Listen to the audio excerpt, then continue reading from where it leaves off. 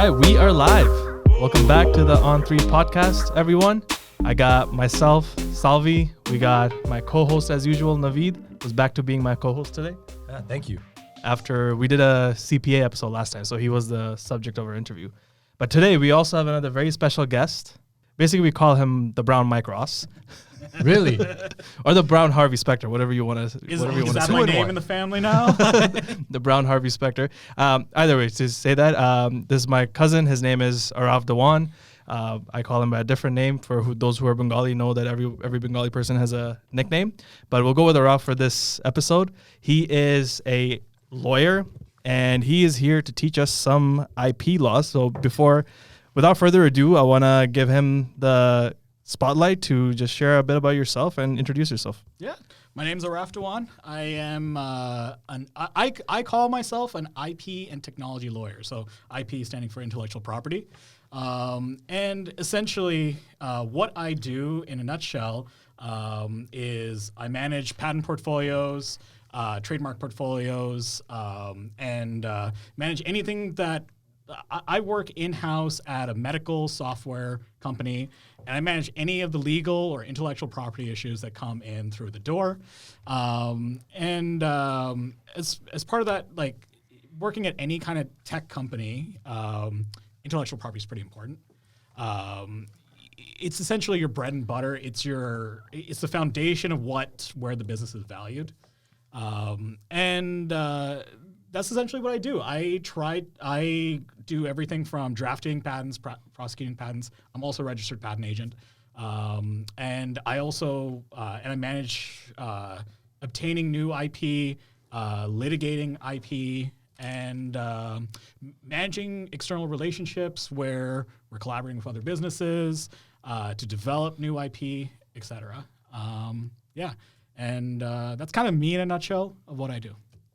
That's awesome, man. Well, thanks for coming onto the pod. First of all, I know being a lawyer, you're obviously extremely busy. So, fun fact, he used to be my roommate back in the day, like 3-4 years ago.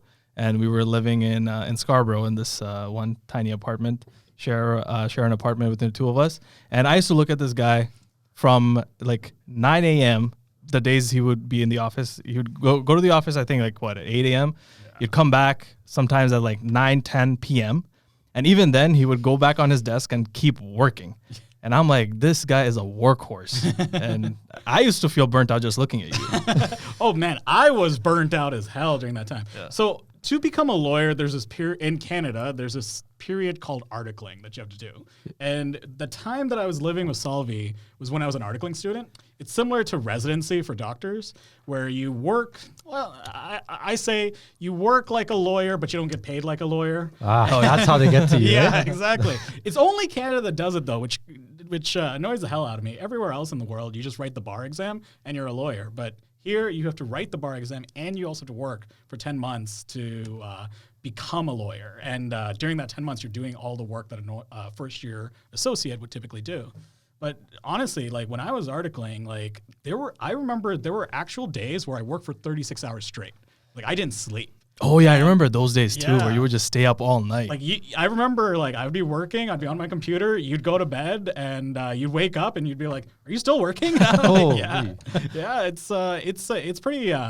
It's a lot of work, especially like I was working on Bay Street at that time, so like. You're working those hours. Those 80-hour weeks are pretty common there. Were you in the Suits building? I was right next to the Suits building. Yeah. So close enough. Yeah. I was on King and Bay. Yeah. And Suits is on Adelaide and Bay. Yeah. Just one street over. So you were basically living the Suits life. I'd see it every single day. Yeah. So, actually? Yeah. I walked right by it when I was going into work. Yeah. Oh, no way.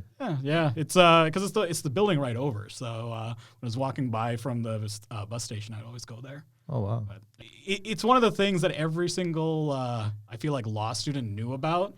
And it's what we would always talk about when we're overly burnt out, overworking. I wonder how many people that show inspired to become lawyers. Probably too many. Yeah. I can imagine. Law school on its own cuts out a bunch of the people who really shouldn't become lawyers or went into law for the wrong reasons. A lot of people end up dropping out. within the first year. If you make it past the first year, you're probably going to stay in. But yeah, like law school is kind of that way where your work, you have a lot of studying to do. It's just like almost every single professional degree, like dentistry, medicine, whatever. It's everyone that had high grades, was high achievers, who then went into this profession. And now you're in a profession filled with other high achievers. And you just have this massive amount of imposter syndrome that like just... I feel that. Yeah, exactly, right? And like when you get to that point, it's just, like it's a lot of pressure. You're studying all the time. You're trying to do all of this stuff that, because now like when I was in undergrad, I would get graded based on, okay, how many answers did I get right as a percentage? Like if I got 80% of the answers right, I got an 80%. 90% of the answers right, 90%. But in law school, you're directly compared to your peers. So even if you get 90% of the questions right, if everyone else got 95, you get a C. Oh, so the relative marking. It's all bell curved, yeah. So like there were classes where I got like, probably only 60% of the marks right, but I still got an A because everyone else like flunked the exam, right? Like, and that's just the reality of it.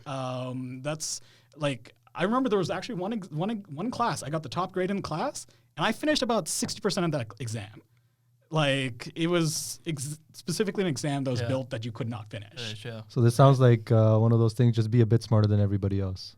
It's exactly a what bit more that is, hardworking right? too. Yeah. Oh, sometimes it's a good thing in that there's certain subjects that I just like was incredibly passionate about, intellectual property one of them, and so I didn't have to I personally didn't have to feel like I had to work that hard to be able to do well in those classes. But then, like, I mean, for me, like, if I'm not interested in a topic, I do shit in it, right? And so it's just like, like those kind of topics were always like tough, and it's like you're being directly compared with your peers. So like, if you're not used to that kind of social comparison, constantly living in that competition, it can be tough. I think I might have told you one time, but there's like literally a girl that kicked me one time because I got a job. Like, she kicked you out of no, like she kicked me. Like she didn't kick me out. She just kicked me.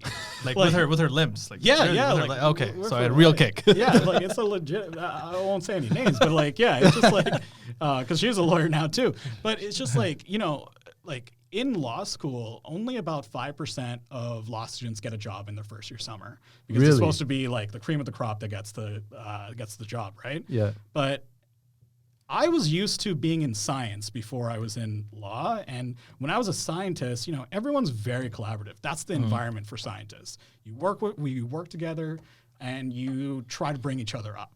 In law school, it's all about competition. Yeah. And when I was in law school, I was kind of stupid. I told everyone that I got this job, right? Yeah. And it's a job at a big law firm and whatnot. And I was the only law student in my class that got that job. And because there was one girl that was like so jealous that during our like summer, right after like our exams were done, when everyone was going out to the bar, this girl was drunk and like she came up to me, she was like, it's not fair that you got this. You don't deserve it. You're not like all this stuff. And I'm like, girl, I don't even know you. I'm like, I literally didn't know her name. I'm like, how do you know who I am? And I'm like, and I walked away, and this girl came up to me and she kicked me. And I'm like, tell me why that moment should have just been in a Suits episode. Honestly, you know what? I will say, as far as how close Suits is, there's a lot of drama in being a lawyer and going through the profession of the legal profession. At least I feel like I've been in a lot of drama, but I mean, definitely nothing illegal. But it's I feel like some of the drama can I feel like when you have so many people and so much high emotions and high tensions, you're going to end up with a lot of drama. That's true. Especially over stupid things. But, yeah.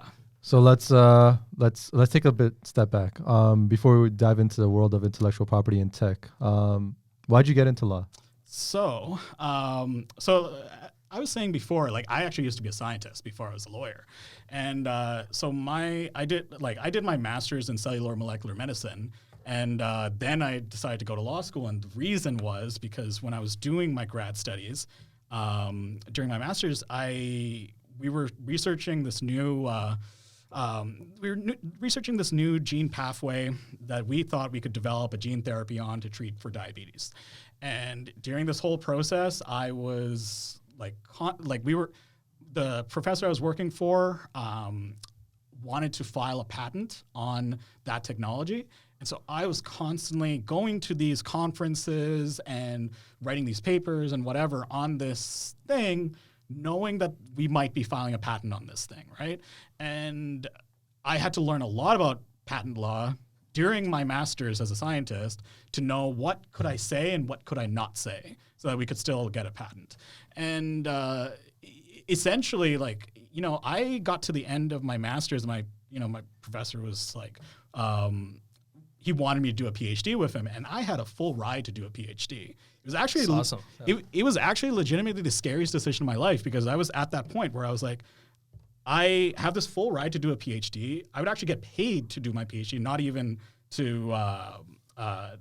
just to do I wouldn't have tuition. I would actually get paid to do it. But if I went and I felt, at least for myself, if I went and became a lawyer, if I went and became a scientist, I would be a good scientist. I do a good job, but I got all this training in patent law while being in scientist. So I already had all this knowledge that a lot of other law students wouldn't have had. So I could choose either between being a good scientist or becoming a great lawyer. Wow. And so I chose the lawyer route. And that was what it was. I said no to a full ride for a PhD.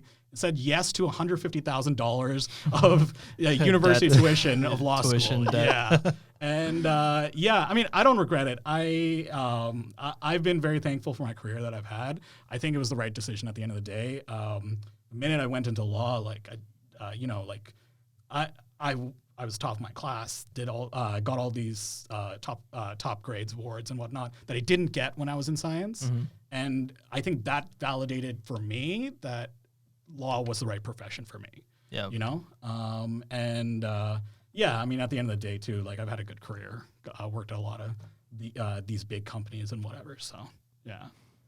So, you talked about going into school for sciences, and now you're doing intellectual property law. Yeah. So I would assume a lot of the training you got during your university and master's years are directly applicable right now? So at the company that I'm currently at, it's a lot more applicable because I was doing research on cardiovascular disease as it pertains to diabetes. Mm-hmm. And diabetic cardiomyopathy was the specific condition that we were interested in. The company I work at right now makes medical imaging software for cardiac images. So a lot of the stuff I learned about how does the heart work and all the science behind that, what are the different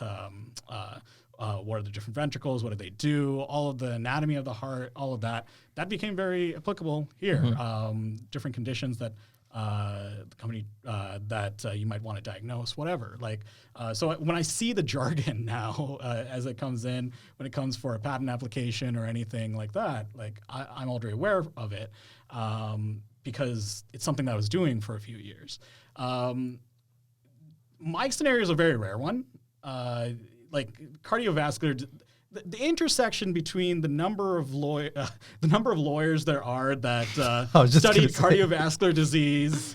You think you're going to medicine? Yeah. Well, yeah, exactly, and also just the number of cardiovascular companies that need a lawyer. There's a very small Venn diagram, right? But yeah, my situation is pretty unique. But I will say that throughout my career, even before I was at my current company, I had used various parts of my scientific degree. And before I had I did my master's in cellular and molecular medicine, I did my undergrad in medicinal chemistry. And so I have this kind of varied scientific background I've got some chemistry, I've got some biochemistry, molecular biology. And so when I do these patent applications and whatnot, work for these different companies, I'm able to pull from different science backgrounds and whatnot. And it might not be exactly what I learned, but it's very similar scientific adjacent field. And I think that's what you need to know when you're a patent lawyer, because you don't need to be the expert in what you're drafting, but you need to know how to ask the right questions to get what you need in a patent application. I think that's really the mark of a good patent lawyer. So are a lot of patent lawyers from a science background, or you can be from any background? So actually, that's the other piece that kind of pushed me towards law, because to be a patent lawyer, most of the time you need to actually have a science background. Okay. In Canada, you don't need a science background to get what's called your patent agent license. But in America, you do. You get categorized based on your scientific background, your undergraduate degree. And you can only be called a Class 1 patent agent. I think it's called Class 1 or Class A or something. But if you have either an engineering background or a science background in the hard sciences. And to be quite honest, the way the industry works, most people don't really want a patent agent who isn't a scientist, because your entire job is learning about an invention and then drafting a patent application. And so you're working with a bunch of scientists who often aren't the best communicators, and so you have to be able to know how to speak their language. And more importantly, I think what's often very common in legal field is people are afraid of science. I think that's the bigger drawback, like inhibiting thing when it stops other lawyers from becoming patent lawyers, is that people hear scientific jargon and they immediately are like, I don't understand this. I don't want to touch it with a 10-foot pole. But I mean, when you come from a science background, you understand these words aren't scary. Half the time they're kind of made up. You just put a couple prefixes and suffixes together, and you know what the prefix and suffix means, and so you kind of know what the word is. But but you know that as a scientist, most like general population people going into law usually have a political science degree. Might have an undergraduate law degree or business economics or something like that. Those are more common backgrounds to go into law with. But you can go into law with anything, and that's one of the things. If you become if you're coming in as a scientist, you have this kind of straight path into becoming a patent lawyer, because there's not that many scientists that become lawyers, and almost all patent lawyer positions are filled with scientists. It's kind of supply and demand is beneficial in that respect. So you've talked about we've kind of gone directly into patent law and kind of thing you do. So before I guess we go too much further, let's give us a breakdown of what it is actually. What does IP law stand for? So I've done this talk a bunch of times. Yes, I've talked about this topic a bunch of times. I'll actually share an infographic with you guys to be able to put on your video, but. So intellectual property is basically this bundle of is basically proprietary rights that you have to intangible assets. So what is an intangible asset? Back in the day, around I would say the 50s, 60s, 1950s, 1960s, most companies were valued by their physical assets, their commercial real estate, their equipment, all of that stuff, right? Anything physical that you could attach a price tag to. And, you had your oil and gas companies at that time that were the largest companies. And I'd say probably about, 50, 60, about 70%, I think, was based on physical assets. But as we got closer to today's day and age, the value of intellectual property assets and intangible assets as a whole grew astronomically. And so intellectual property is essentially the rights that are associated with some of these intangible assets. So you have your patent rights, which are rights that go to an invention that is new, useful, and non-obvious. You got copyright, which is intellectual property rights that are associated with works of art or literature. There's a bunch of different categories, but art and literature are one of the more common ones. Software code's also protected by copyright. And then trademark that protects brands, goodwill, anything that you associate with a certain origin, source of goods, and trade secrets, data, etc. trade secrets tend to be more about the anything that gives you competitive advantage and anything that gives you competitive advantage and is obviously a secret. It's anything that's Like the confidential. KFC recipe. Well, okay, so that is a great example of a trade secret. KFC recipe, Coca-Cola, another good one. The irony, though, so I know they're in the current TikTok world, you've got a lot of videos going around of people saying they know the KFC recipe. Okay. So this is the interesting thing about trade secrets is that it is only as valuable as the secret itself. So you've got all these people that are saying, oh, I know the KFC recipe. Here, you mix these things together at these proportions, and you've got the KFC recipe. They go and make it. You know, if someone goes and reverse engineers your trade secret and they didn't do it through, you know, a breach of an NDA or something like that, then you have no protection anymore. Your protection under the law for a trade secret is only as strong as your secret. Yeah. So if you don't keep good, tight locks on it, then it's actually completely worthless. Coca-Cola is one of the most well-known trade secrets and the recipe for their drink. And, you know, you'd think it's just a cola beverage. There's 1,000,001. But realistically, there isn't actually another cola beverage that tastes just like Coca-Cola. Yeah. And there's all this talk about supposedly only 2 people in the world know the recipe. They're never allowed to fly in the same airplane at the same time. Wait, they're still alive? Supposedly. They're Supposedly. I think they have like someone who takes over the reins if someone dies. Supposedly there's like, and supposedly it's locked behind a vault and all this stuff. Okay. You know, like it's in writing, but it's behind this vault. It's not written in electronic format anywhere. So the movies are true. So, well, I don't know. I haven't worked at the company. But supposedly this is what the talk about it is, right? That's part of Coca-Cola's brand value too, right? Like the fact that they've got this well-kept secret, everyone, like, I mean, someone's probably reverse engineered the Coca-Cola recipe at some point, but because you have this mental association with the Coca-Cola taste, you just don't think that it's actually tastes the same. But yeah, it's that's a big part of the whole trade secret thing. Like, Coca-Cola could have filed a patent on their recipe when they first invented it, but a patent is only good for 20 years from the date that you file it. A trade secret can be indefinite, and Coca-Cola's been around for what, like 100, 150 years or something like that? Something like that, yeah. And just to clarify, like whichever country you file your patent in, that's the it varies from nation to nation, right? Exactly, yeah. So you have to actually file patent protection in the country that you want protection in. If you don't file for patent protection in a particular country, then then you won't have any protection. So one of the things it's often how people get confused with patents is that a patent is actually the right to exclude others from your invention. It's not actually a right to practice your own invention.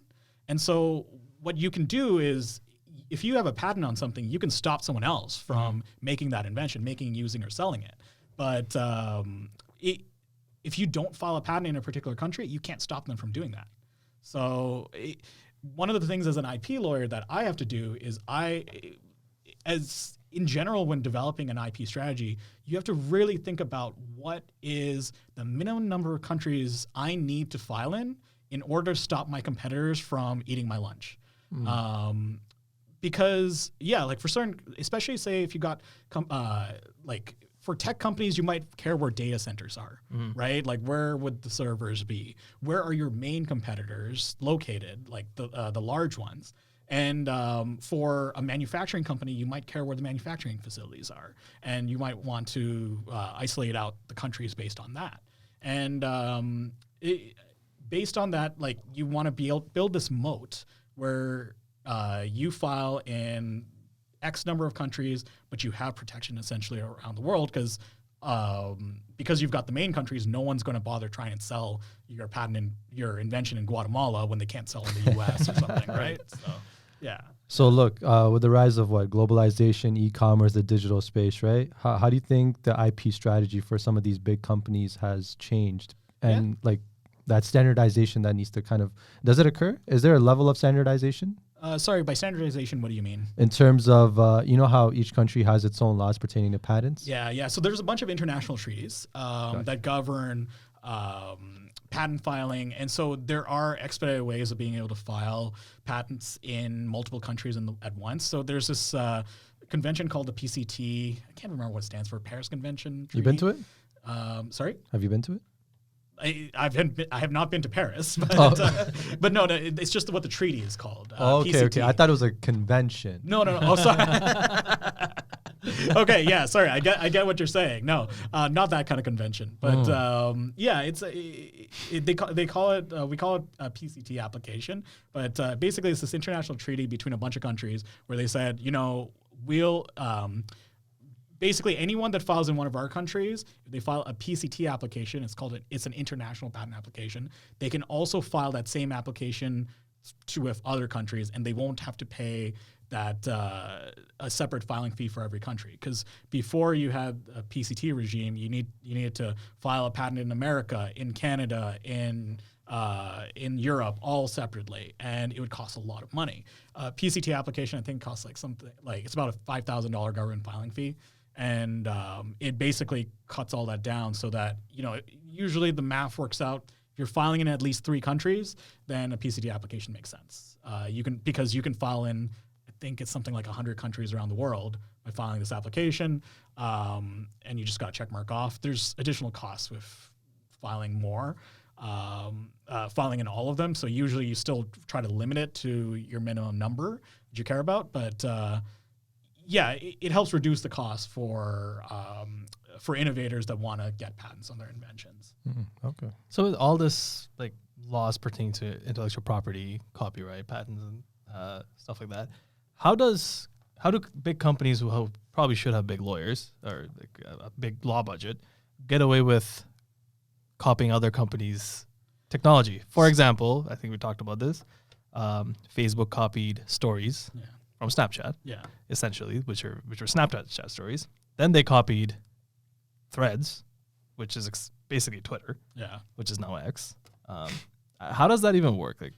So this actually kind of goes back to what I was saying before. A patent is actually the right to exclude.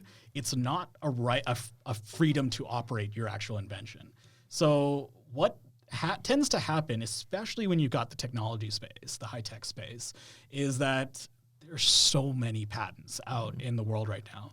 Basically, everyone infringes someone else's patent in some way or shape or form. It's almost impossible. Sometimes you will end up, you'll get some licensing that happens and whatnot. But when you've got your Facebooks, your Snapchats of the world, Facebook has thousands of patent applications, tens of thousands, I think. They're one of the biggest IP filers. And so they own a ton of patents. And so when you have your patent on a particular invention, you can exclude others from having it. So think of each patent as a gun, but a gun with a very specific magic bullet. Well, you get to a certain point where, everyone starts to have guns, and the idea is, well, if everyone's carrying around a gun, I won't shoot you if you won't shoot me. But whose gun is bigger? Who has more guns? That starts to become the question, right? And you get into the situation where you get a lot of these companies that are infringing each other, but they won't step on each other's turf because the other guy will countersue them for their own patents if they do. And then it's kind of like a mutually assured destruction if you do that. But when you've got these really big companies, you'll end up getting cross-licensing deals that happen. Sometimes they will still sue each other. One of the big ones being Apple and Samsung. Way back in the day, the Galaxy S3. Yeah. And the Galaxy S3 infringed a design patent of Apple's. And that particular phone looked remarkably like one of the older iPhones of the time, with the way that they had the home button placed, the square shape of the phone. I had an S3. Yeah. So the S3 was actually one of the best-selling smartphones for Samsung, especially at that time. And that was one of the phones that catapulted them into the market. So I'm almost certain they knew what they were doing, that they knew that they were infringing this Apple patent, but they decided to go and do it anyways. And what did they do? They got sued by Apple for patent infringement. Apple won, but this case took years to get to court. Then they appealed. It went to the Supreme Court. Then went back down to the federal court. It kept getting appealed again up to the Supreme Court. Went back down. By the end, Apple got something like $150 million. Sounds like a lot of money. Wow. But I mean, for them, it's it's pennies for Apple. Yeah. It's pennies for Samsung. And the fact is, the Galaxy S3 is still probably one of the phones that catapulted Samsung into having the brand name that they currently have, where they are now probably the largest Android phone manufacturer. And that's what set their pace. It was all through infringement of intellectual property. And I remember, like, as patent lawyers, we were reading that case where Apple won $150 million. Everyone's like, oh, all the headlines were like, this is so much money. And I was like, that is actually a big win for Samsung. Wasn't there a rumor that Samsung apparently sent that money in like trucks filled with pennies or something like that? Where'd you hear this? It was somewhere. It was a Facebook rumor, bro, back in the day. I think I Can't remember trust that rumor. I don't know how well, I don't know how true it was, but probably I feel like the banks would not want to give out that many pennies. I don't even know if there's that many pennies in circulation. But, No, probably not. But it's really. Sorry. Oh, go ahead. No, but that's a funny story that you mentioned about Apple and Samsung. Because if you talk to any Android user, specifically, users that have a Samsung phone, they're always talking about the technologies or the functionalities of the phone that they have that Apple has copied. Yeah. And they go back and forth. Like, each of these companies are copying each other now. And, a lot of times, sometimes they will sue, sometimes they won't. Sometimes behind closed doors, they make cross-licensing agreements. And that's often a way that they'll be able to get these features out to people. Smartphones as a whole, too, have become something that's so ubiquitous that there's a lot of competition laws that apply to the industry. And so sometimes, companies have to license out some of this technology, whether they want to or not, and allow others to use it. 5G technology being a big thing, that there are a lot of licensing, like mandatory licensing requirements, where basically you say like, okay, well, you can go and make this, but you have to pay me X percentage of royalties for every phone you sell or whatever, or you have to pay me $10 per phone or something, right? But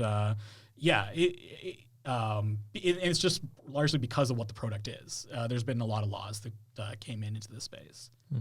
It's actually crazy how many patents these companies file. Because I remember where I work now, and even when I used to work back at IBM, we used to have some bullshit patents. Not even. IBM's a really funny one. IBM is kind of known in the patent space as one of the biggest patent trolls. Yeah. And, their entire business model is around filing patents. Yeah. They file more patents than almost any other company in the world. And they go and they get their money through licensing deals, selling their patents, selling their assets. It's actually really funny because especially in the tech space, if you are at a company that is going to IPO, the patent lawyers, it's not a matter of if, it's a matter of when IBM will sue you. Because IBM has so many patents. When you go in IPO, your financials all become public. Yeah. And so now everyone knows how much money you have. And so inevitably after an IPO, almost every tech company gets sued for a patent infringement by IBM. And then inevitably another headline comes out a few years later where it said like X company bought X number of patents from IBM and or licensed X number of patents from IBM. So what happens in a case like that when you do get sued? You pay lawyers like me a lot of money. Okay. But Also, that's great for you. More lawsuits. Shout out IBM. I mean, well, yeah. So essentially, what ends up happening in those kinds of situations is you'll get a cease and desist, and the side that's getting sued will say your patents are invalid. The side that's suing is saying no, they're not invalid. My patents are fully valid, and you owe me all this money because you're infringing them. So the person that's suing has the burden of proving that they are. The person that's suing has the burden of proving that the other person infringes their patent, and the person that is getting sued has the burden of proving that the other guy's patent is invalid. And so usually they'll go back and forth on these fights. There have been cases where where companies have won the fight that the other guy infringed their patent, but then later on, another court case found that that patent was invalid in the first place. So it didn't matter that he infringed, it was invalid. And so companies spend a lot of money on this, and it's $1 million lawsuits and whatnot. So it's a very expensive endeavor, but that's also why this is something that happens in the IPO space, because when a company goes public, it requires a lot of money, but they also have now access to a lot of capital. Right. And so the person suing knows that they can get that money back, and by suing this other company. When you're IPOing, you also have to keep a budget available, knowing that you are likely going to get sued. Oh, really? Yeah, I didn't know that. It's one of the big things for any company that's going to go public. You really need to be cognizant of the risk of patent infringement, because and keep aside a budget to be able to defend lawsuits, because some of them might be valid, some of them might, often most of them probably won't be, but companies will inevitably sue you because now they have their financials available and easily accessible. What kind of percentages are you looking at though, in terms of those contingencies, or does it vary? So, I mean, sorry, in terms of contingencies, like you mean how many of The potential of getting, a lawsuit. So, okay, so, it's hard to give an actual number because a lot of these cases settle outside of court. But one number that I can say is in the U.S., they've got what's called inter partes review proceedings, and that's where basically you put a patent through an expedited review to see whether it's valid or not. And this is often a defense that a defendant will use to try and invalidate someone else's patent. And essentially, I think the IPR review process often ends up with about an 80% success rate of invalidating another company's patent. About 80% of cases that go through the IPR process end up with an invalid patent at the end.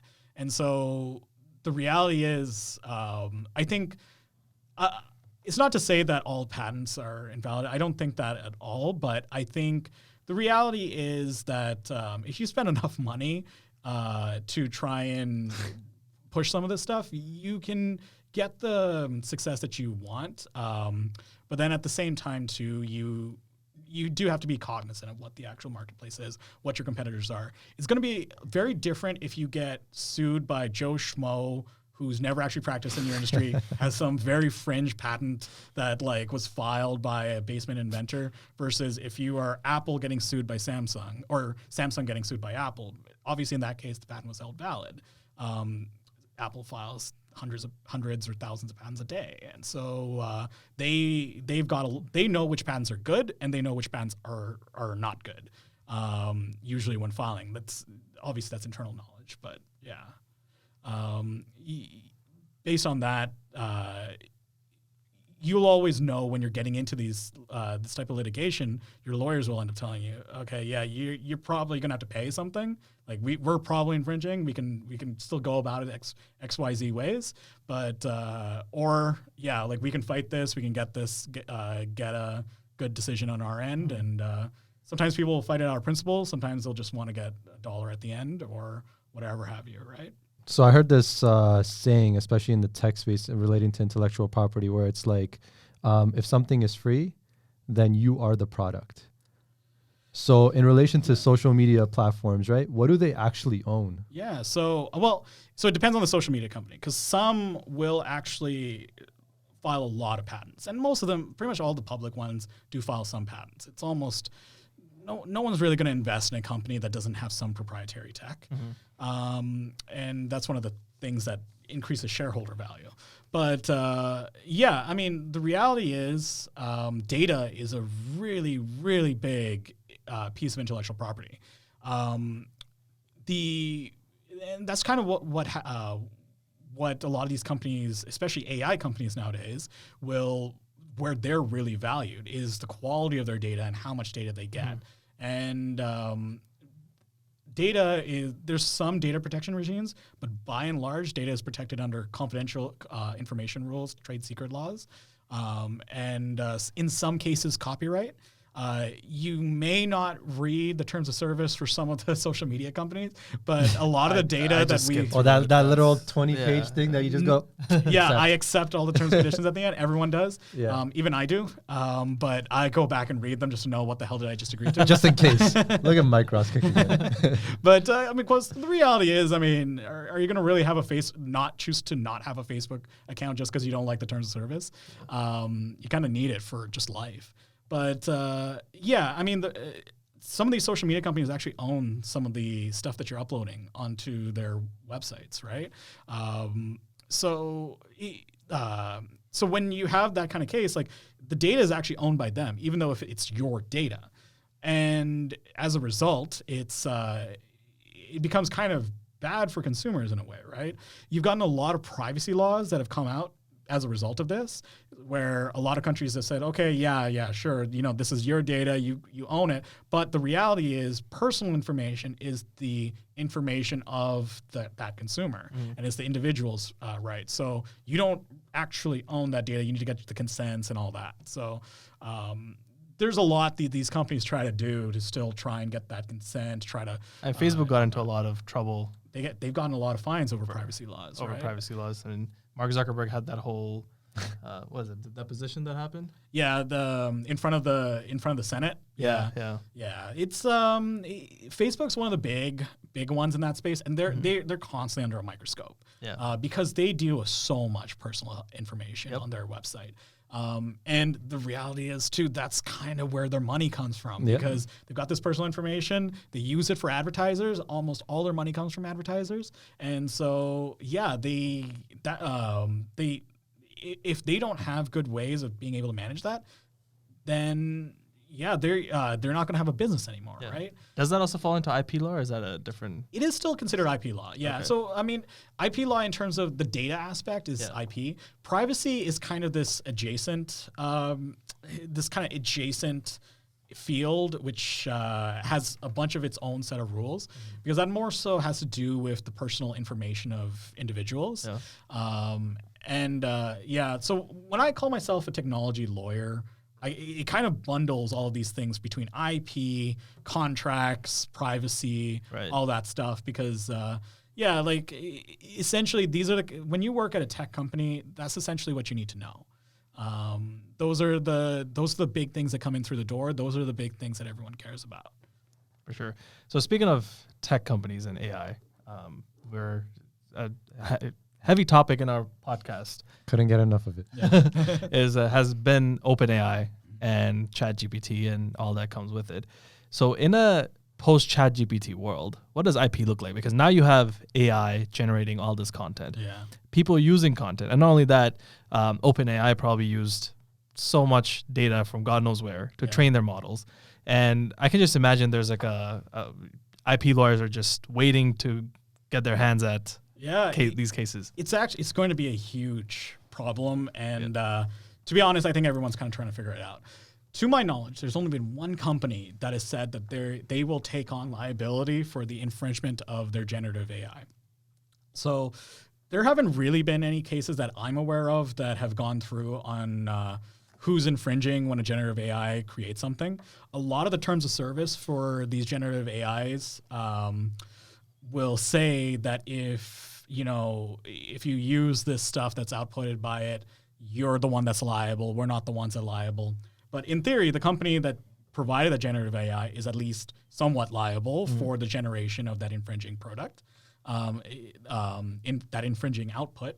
The person who created it by giving that generative AI some input should also be liable. But I mean, the reality is most people do not know where the hell this generative AI is getting this information and how is it creating it?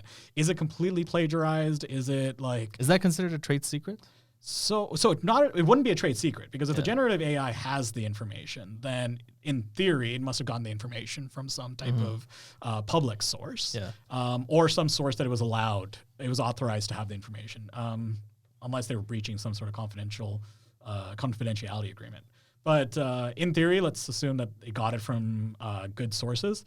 then it wouldn't be trade secret. But what could happen is, let's say I wrote a book. I wrote the Harry Potter series. You use the generative AI to tell it to write another book, and you ask it to write a book about that like people will like, and it starts to write a book about wizards and a kid with a lightning bolt on his forehead, and his mother and his eyes are just like his mother and whatnot, and he has to fight this guy who controls without a snakes. nose. Yeah, without a nose.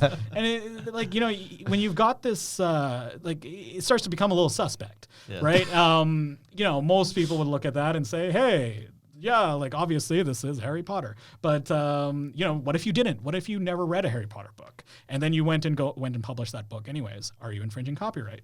You probably are, yeah. One of the things you have to have in copyright is you need to have access to the original work, and you need to make something that's the same or substantially similar. And in a case like what we just described, it probably would be something that's substantially similar. Almost everyone has access to the Harry Potter books, or is at least presumed to have access to it, considering how famous they are. So yeah, like people have to be very careful when it comes to generative AI, when it comes to IP infringement. Now, the reality is we've got a lot of startups using generative AI. Yep. And what is one of the big rules for startups is you move fast and break things. And IP infringement is often one of the things that startups get into a problem with. But I think the reality of how startups often work is they don't have the budget to worry about that kind of stuff. IP infringement, it's, you know, it costs at least $50,000 to clear a product for freedom to operate. It might cost more. It might be $100,000 depending on the complexity. And so, yeah, for a startup, that's probably very cost prohibitive. And so when you're dealing with that, you need to be aware that, you know, you might be infringing stuff. What I've told startup clients in the past is, like, you know, try to be aware of what's out there. Try your best to know, like, you know, if you're like I said, like the person who wrote that book about Harry Potter using generative AI, they should have known that there was another famous book about wizards in the wizarding world.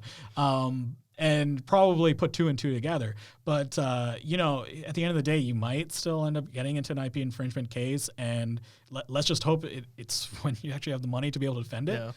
Because it's not always, like, you know, if you get sued by an Apple or a Google, yeah, you're probably going to the ground because they have the money to put you in the ground or buy you. But if you get sued by somebody else, you know, there's ways of negotiating a settlement. Where you can still continue to operate. Maybe you cut them a licensing check, a royalty, whatever. But yeah, like, at the end of the day, like, you might still have some options at the end, right? So I think for startups, it's really important to be as aware as possible of what IP is. But yeah, you can't really get too you can't get into this decision paralysis just because of IP, but know what it is and know that it will be a problem at some point if you're ever successful. So that's from the standpoint of, like, let's say if someone were to have an IP infringement by using ChatGPT products.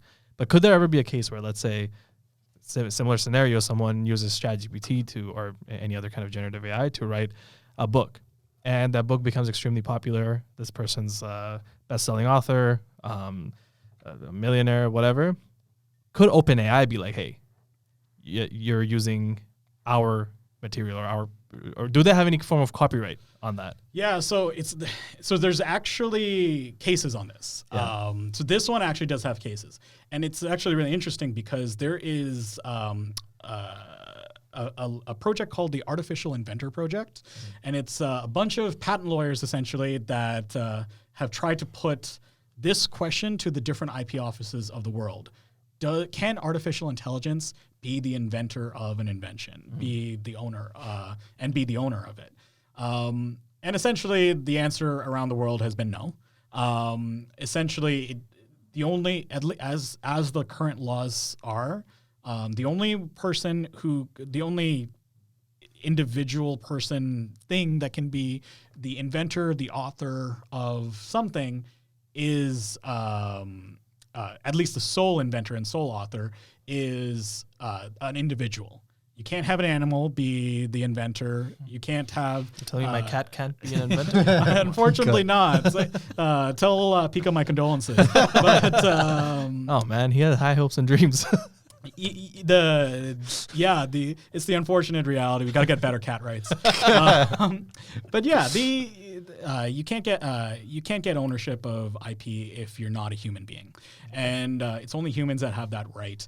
And so, as it currently stands, when an AI invents something, the other aspect is the human needed to put some sort of input into that for the output to come about, right?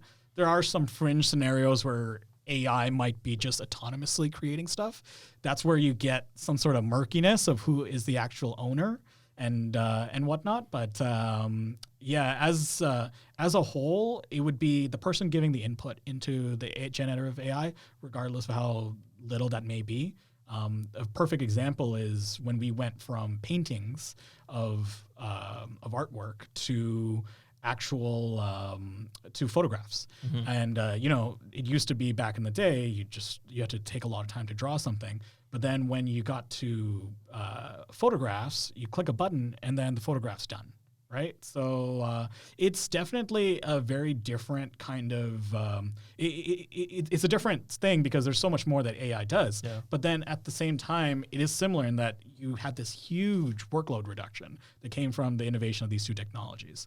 And I think at the end of the day, at least from my perspective as a lawyer, the ownership still goes to the person that's giving the direction to create these things. And so, some of the terms of service, you got to read those.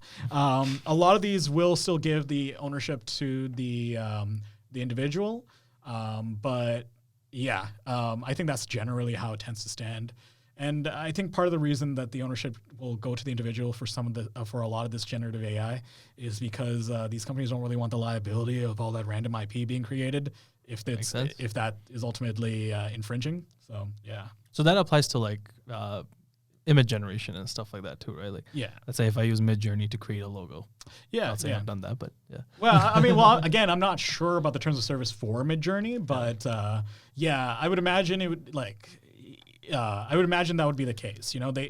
As long as you are providing some input to direct the technology, then you should be the owner of that intellectual property because you were the one that put in that originality of the work, the effort in to be able to create that work. So we've heard ChatGPT pass the bar exam and things like that, scored pretty well. Yeah. And one of the recurring things we talk about on this podcast also is like the future of different professions. Last time we talked about the future of accounting.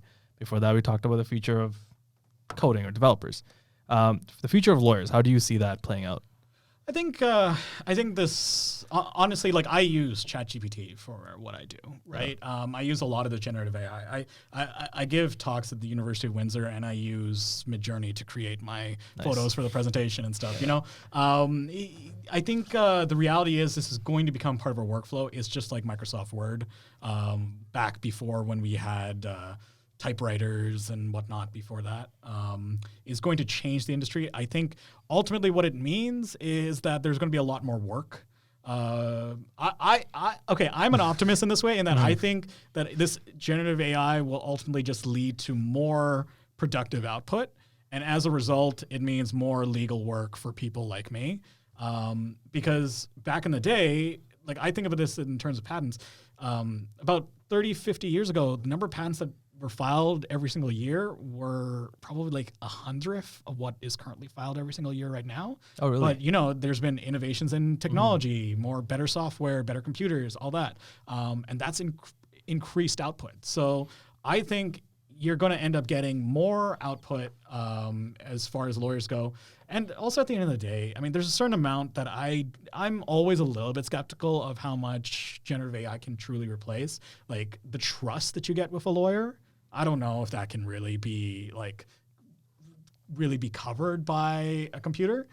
Maybe it can, maybe it can't. But and then also just the executive decision making. Like in my job, everyone wants a fall guy. You know, like Just blame the AI. well, that's the thing. When you cannot blame something, like when was the last time you actually got away with blaming Outlook for an email not getting sent? You know, like the reality is like. I think I have said that. Hey, I typed that email. I don't know why. But how many people believed you? That's the question. That's the question. Not a lot. I'm pretty sure I was just trying to. Yeah. Well, I just forgot to send it. But yeah. we've all had given that excuse, right? Yeah. But everyone knows that's kind of that's not entirely truthful. But the reality is, yeah, like it's hard to put technology as a fall guy. But as a lawyer, you deal in a world where you need to be the fall guy for everything if things go wrong. So you have to be really careful to know that you are actually right when you say something. And because if you aren't, you will be the fall guy. And I don't know if any company is ever going to want that liability. And I don't know if people will ever be comfortable in not having a fall guy. As long as people are the ones making decisions at the end of the day, I feel like they will always want another person to be the fall guy. So, yeah. I think my job's safe in that respect, but I think it definitely help increase output. Like, you know, I use it right now.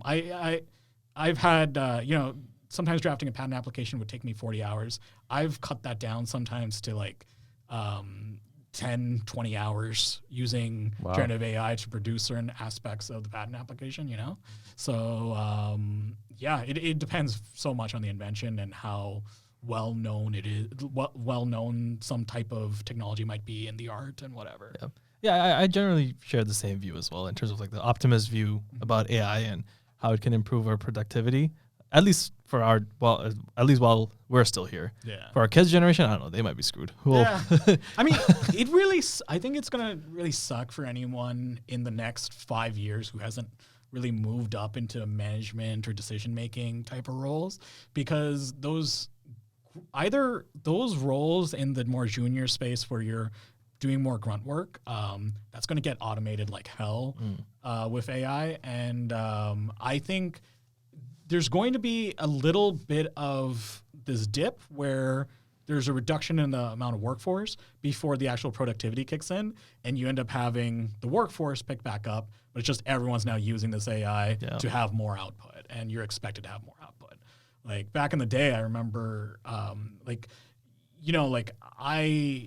when I used to work in an IP firm, I'd be filing like 1 to 2 patents a week, right? And nowadays it's but back in the day, like I'd say like maybe 50 years ago, that would have been an excessive amount of patents that you would have to file, you know, like for an individual to like for one person to have to file that would take so long. So yeah, like I think that's kind of the way that's going to go eventually, but I think you'll definitely see a dip in the workforce in the interim. It'll kind of suck for whichever generation gets stuck in that. Yeah, hopefully not us, or maybe it will be us, but we can recover. I would like to avoid the millennials getting stuck in that. We've gotten stuck in the worst eras of everything. Yeah. So I guess what's one more thing? But continuing on with like kind of the lawyer and the work that you got to do. You've mentioned how as a lawyer you got to be the fall guy a lot of times. You also talked about how back in your law school days it was pretty competitive. Yeah. And I think some of the or I don't know if it's a misconception, but a perception people have of lawyers is it's very cutthroat, and it's sometimes people think lawyers are very direct. Think Harvey Specter, you know, we've talked about Suits already, and that aspect might be attractive to some people, and that's why they get into law. And for some people, that's what keeps them away from law. Yeah. How much of that is a misconception versus how much of that is reality? So it's both true and not. A big part of it, it's a bit of an American thing. The whole cutthroat, competitive profession of the law. I have to negotiate with U.S. lawyers, and oftentimes I have to negotiate with lawyers all around the world. But when I have to negotiate with the U.S. ones, I almost always know it's going to be like picking teeth. You know, because that's the culture over there. It's much more cutthroat. And the legal profession is that way. So one thing that a lot of people don't know, but in Canada, when you are litigating in court, whereas in the US, it's common courtesy to call the opposing counsel, my opponent, whatever. In Canada, you call them my friend. Oh, really? Yeah. So it's all true. Friendly Canadian. It is a. Do you very say sorry before that too? I guess that's not required, but yeah, I mean, like that's the reality Yeah. of how the profession it varies so much based on jurisdiction, and I think there is a certain amount of competitiveness that is inherently there.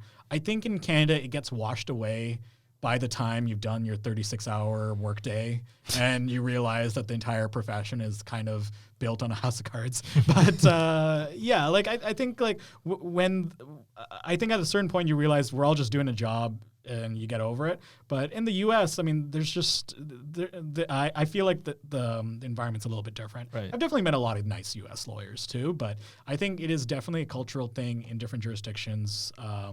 And it also depends on the profession. Like when I'm negotiating contracts, it's a different thing than when I'm litigating a court case. When I'm in a litigious situation, the person's very often going to be more confrontational. Personally, for me, my lawyering style, I believe you're able to get a lot more out of people by being nice to them. Like it gets people into a false sense of security. You can still have your agenda, but doesn't mean that you have to be an a-hole along the way. But yeah, it's I think you can ultimately get what you want. And at the end of the day too, we all, like as lawyers, like I've been negotiating something, and like, you know, especially when we're on an unrecorded phone call or talking in person, we're both like, you know, I know your client's not going to sell. I know my client's not going to settle, and I know that you guys think this, right? Like, you know, we like, often we're upfront in that way, you know. And Do you guys ever get to a point where you just start cussing each other out? I've definitely had known lawyers that will curse, yell, etc. That definitely does happen. People get very passionate in the profession. Oh, that's what they call it, passionate. yeah, it's a word for it. But yeah, I think people definitely get that way. And especially, I mean, like I get it. It's your paycheck, it's your livelihood and whatnot. So people get really involved. And some of the scenarios are very dramatic too. Like I remember dealing in one court case where we were recording evidence that a guy's best friend was recording confidentially while the other guy was talking to him on the phone. Like the guy's best friend ratted on him and recorded his phone call to give his evidence in the court case. Isn't that legal in some states in the U.S.? It is legal. It is. It was completely legal how he recorded it. Okay. Right. It was completely legit. It's going into court, but this guy's now going to lose a ton of money because his best friend ratted him out. Oh, you know. So it's just, but like that is a very emotional scenario. Like imagine like your best friend being the one why you lost like $150 million or whatever, right? Hey, you're not allowed to record any more conversations. Get that in writing. But It's gonna be recorded in video. yeah. So, but I mean, you know, you get these very emotional scenarios that happen in the law, and when you're dealing with these kinds of different legal scenarios. Right. So. This is gonna be a dumb question, but so as an IP lawyer, do you ever actually go to court and be like, hey, present a case, opening statement, closing statement? So I haven't done it myself. Yeah. I've managed litigation files, but I haven't been the one speaking in court. I'm an in-house lawyer, so I get other lawyers to do the litigating. Litigation is one of those things. It's such you need so many specific skills to do litigation, and there's so many court rules that have nothing to do with like general substantive law of what is a patent and stuff like that. Like just general rules. You have to file on this day on a Wednesday while your mother's wearing a red suit, red dress or something. Anyway, like there's a lot of weird rules, and litigators know all of them. I, as an in-house lawyer, do not, and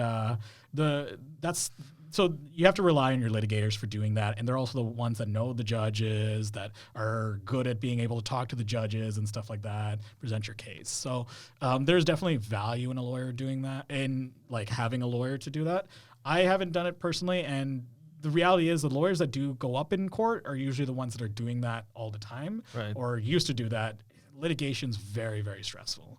It's the most contentious area of law, and so as a result, it's going to end up being something where these people are constantly in high-stress situations, and everything is due yesterday.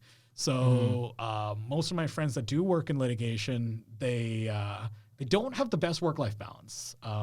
And those days that I was working those 36 hours, it was almost always for a litigation file. Oh, really? So yeah, I mean that's the reality of it, because you get like it's actually a strategy in litigation to file something right before a holiday, so your opponent has to work over the holiday. Such an asshole move. Yeah. I mean, that's what you do. That's actually what you do, because you hope their associate does not show up for work or does not want to do the thing, so that they might miss their court filing day, or they have to rush it so that they can attend their family events or whatever, and they don't do as good of a job. But Man, lawyers are petty. yeah. I mean, that's what we do, man. That's what people pay us for. Okay, final question then. To all the young folks watching this, what are some words of wisdom for anybody that's contemplating to go into the world of law, or try to be a great lawyer? law? I would say it's one of those things. If you want to go into law, I think my particular journey through life was kind of different, because I decided to go into law very late in my studies, and I think a lot of patent lawyers end up being that way. I think it's a very rewarding profession. I think it can be the right profession for certain people, but it's a lot of work. And I think you have to be really comfortable with knowing to do the work. And at the end of the day, like, to me, the thing that I've valued the most out of the profession has been the people I've met along the way. Because, I mean, I went through this whole journey. Including that girl who kicked you? Okay, maybe not her. But, yeah, I mean, like some of my best friends are the ones that I met through school, and I think having gone down this path, gone through a lot of studies, I was in school for 9 years, and I've met a lot of people that were very educated, very smart people, and it helped me be a better person as a result. And I'm happy to have those people in my life now. But I wouldn't have done that if I hadn't gone down this particular career path. You know what I mean? So I think have a passion for it. Enjoy what you do. That's all you can really do when going down this. It's a long, long grind. But it's worth it in the end if you're enjoying what you do. I think so anyways. Yeah, absolutely. I think anything that's worth it in life involves a lot of work and grind that you got to put into it. Yeah. Nothing's going to come easy. Yeah, exactly. Yeah. I think that's really what makes things valuable at the end of the day, gives them their value. But I think when you're talking about your profession, like, that passion's just unbeatable. Like, it's got to be the thing that drives you, because otherwise you're going to hate it. And I know a lot of people that get into the law and just hate what they do because they hate the law, or they hate what they're doing. There's got to be some aspect of it that you like, because you're doing it a lot every single day, and you cannot sit through a 36-hour workday if you don't care about it. If you don't care about it, yeah. And I think that's it goes back to the first thing that you said when you came onto this episode: the good scientist turning into the great lawyer. Yeah, out of passion. Yeah. Like, well, yeah, exactly. Like, and it was a matter of opportunity, and I think, if you've got that opportunity where you see yourself and you can see yourself being a great lawyer, I think it's definitely something that worth going down. One thing that I did do, and I think this is some actual pragmatic advice I can give to people, is talk to people in the profession. I spoke with a lot of lawyers when I was making a decision to go to law school, and if it wasn't for seeing people successful in the profession and knowing what their journey was like, I don't think I would have made the same decision that I did. So I think that is some actual practical piece of advice I can say. Wow. All right, awesome. Anything else from your side? No, I'm good. All right. I think, thanks a lot. Sometimes I confuse if I should address you as Aaraf or Nirobet. For I don't know if there's going to be a behind the scenes or what, but in our family, we've got 2 names, everyone in the family. Except me, I got 1 name. Well, I mean, technically you were supposed to have 2 names, but you just chose the one. Yeah, that's true. But so, I mean, everyone in my family calls me Nirav, but in my legal name is Aaraf. So yeah. So either way, thanks a lot for coming onto the podcast, Aaraf/Nirav. Brown Mike Ross. We'll throw a third one in Big there brother too. Nirav. Brown Mike Ross. Yeah. We definitely learned a lot from you. And I think this is very valuable information also because, as you said, there's so many startups now coming out of AI and within tech and everything like that. And I think patent is something you don't really think about until it's too late a lot of times. So I hope a lot of people learn something from this, take something out of this. And we have you to thank for it. And obviously, thanks for taking time out of your busy day. I know. Anytime. To come down here. And with that, we are tuning out. Thank you for tuning in, everyone. We got Naveed again, myself, Salvi, and we got Aaraf/Nirav/Mike Ross/Harvey Specter signing out. All inclusive. All right. Thank you very much. All right, thank you. We out.